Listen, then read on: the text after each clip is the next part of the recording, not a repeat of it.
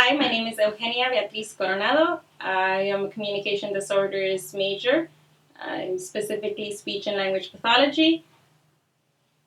My name is Janet Reyes, and I am also a communication disorders major, speech language pathology. We are in the same cohort, so we are both about to graduate.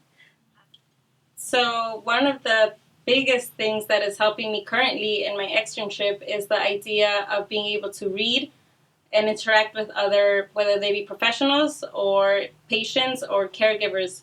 I understand just by looking or walking into a room how a little bit more about how the patients or the people are feeling, whether or not they are interested in interacting with me, how I should go about changing or shifting my tone or anything I can do to help make them more at ease. I am very comfortable reaching out and asking them how they're feeling and allowing them the time to express what it is that they are feeling.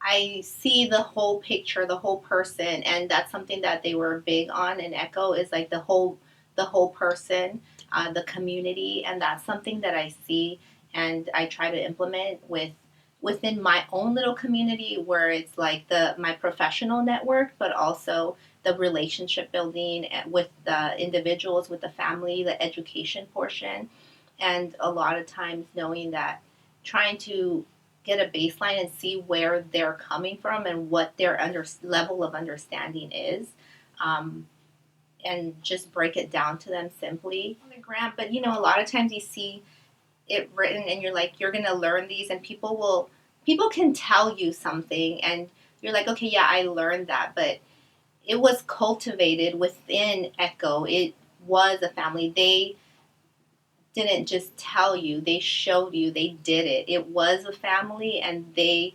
cultivated that, and it changed me. It made me want to do more community work, and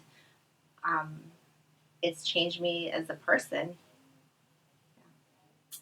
So the populations that we worked with when I was an intern at ECHO, we started off working with a lot of WIC centers and school sites.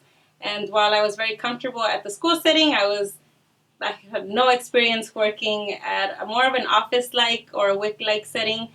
So while I was used to working in a school setting, I was not used to working in an office or more medical-like setting. WIC kind of provided me the experience to work with families who had children with special needs outside of the school setting, and it truly allowed me to see how vulnerable they feel, how scary it is for the children. It provided me with the opportunities to be more creative when approaching the children and approaching these families, and so that was very rewarding. I also think that I've carried those skills with me into other settings that I've gone into, and that's been equally rewarding. I think the challenge or frustrating thing that became clear to me while I was an intern for ECHO was that not all professionals, just by having the title of being a professional, have the same level of maybe empathy. Although they have a lot of knowledge, they don't necessarily carry the same kind of perspective when approaching communities that are impoverished or that have other needs. And so it's been challenging for me to realize how to be more patient or open and understanding of all professionals, even those that would have before made me more frustrated. I witnessed and experienced being part of ECHO that everybody was from a different background, whether that be ethnically or culturally or linguistically, and that was such a beautiful value to the program. And being currently in the medical setting, I don't see as much diversity. It's starting to be more evident within the different levels of care and professionals, but I think there's something reassuring, and we know that research shows that patients or families feel more comfortable learning from people that either sound more like you or look more like you. So I think diversity of all sorts, not just the languages or cultures, is very important. And I think, I think that's something that's that was brought forth in every single site that I went to as ECHO, especially being with people who don't necessarily maybe look like me, but are just as open and happy and knowledgeable about the communities that they're serving. So, rewards, regrets, or challenges.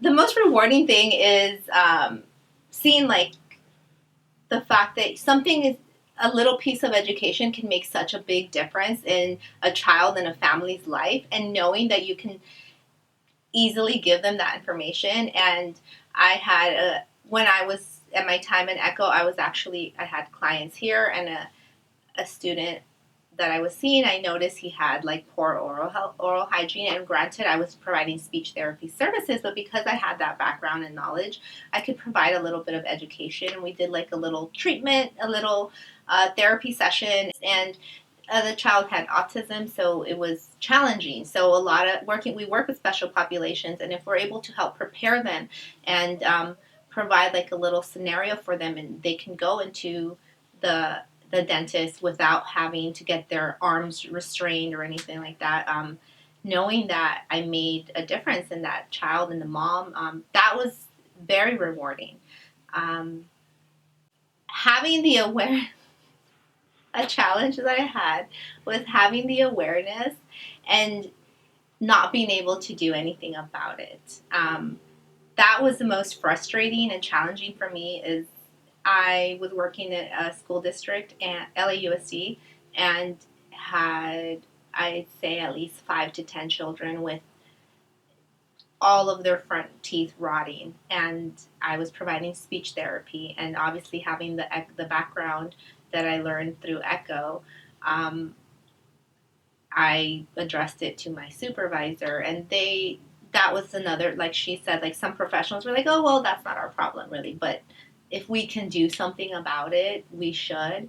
And so being in that position where I felt a little bit helpless was pretty frustrating and challenging. No. Okay. so what advice? Okay.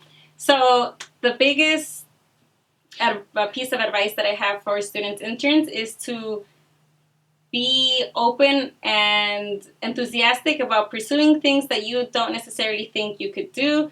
I took on projects because I had a very good supervisor who allowed me to just explore ideas and encouraged me to explore them. So I was able to put together protocols or help put together protocols and help brainstorm ideas or flyers or be as creative as possible. Although it is a medical based internship and you are learning a lot of academic things, you're also supposed to, I believe, explore other aspects of you that you don't necessarily think may be important, but will definitely impact you later. So now I am able to have that freedom of creativity when interacting with patients or families, and I think that's great. And I think earlier I mentioned that the research has shown that you learn very well from people who sound or look more like you do, but there's also research that shows that creativity is sparked when you bring people that are very different, from different backgrounds, from different cultures, from different languages. And so really taking advantage of whatever cohort of interns you're a part of and trying to become a family. I think I'm very happy that we still have strong ties with the people that we started the I met her there. Internship. She did not meet me there. She thinks she met me there. Oh, I met her before that, but she wasn't my friend until ECHO. I was her friend. What? Okay, so you can edit that. Edit that out, please.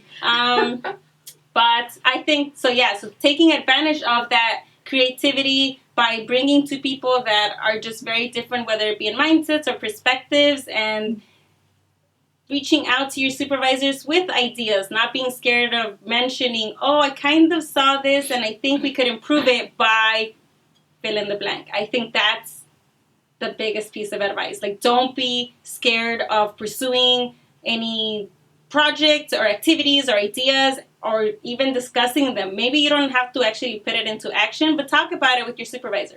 I had the best supervisor. Yeah. She is amazing. My supervisor was great too. My advice would be to I'd say you get what you put into it. Like, you get out of it, like with anything that you do, whatever you put into it, you get out of. I feel like I got a lot out of it, but I put a lot into it. My heart, I was dedicated. I wanted to learn. I asked questions. I'm not one to like shy away from like asking questions, or if I don't know something, I ask. I learned a lot from, like she said, from our peers, from our cohort. Like, it's nice to have the different perspective. It's such an amazing thing to have like somebody from social work or nursing, and we are working with the same populations a lot of the times, but it's a different mentality and different perspective. So ask them, like, hey, like, what would you do? Or ask them for advice, learn about them, and yeah, you get out of it whatever you put into it. Hard. Like, you don't want to be cheesy and just say, oh, beautiful. But like, familia is cheesy. No, familia is not cheesy. I'm just saying cheesy words are in my brain right now. So like, I don't want to be like, oh, it was great. Like, that was very meaningful. It's not meaningful. Meaningful. That's my word. My one word would be meaningful. I think just overall, everything that I did, whether or not I realized it in that moment, had meaning and had an impact. Even from the smallest filing things, learning how to use a copy machine that looks like it's going to eat you. Every single tiny thing that you do has meaning. Yeah. Mm-hmm. Yeah, it's meaningful. Bye. Bye. Good luck. Yeah. Okay.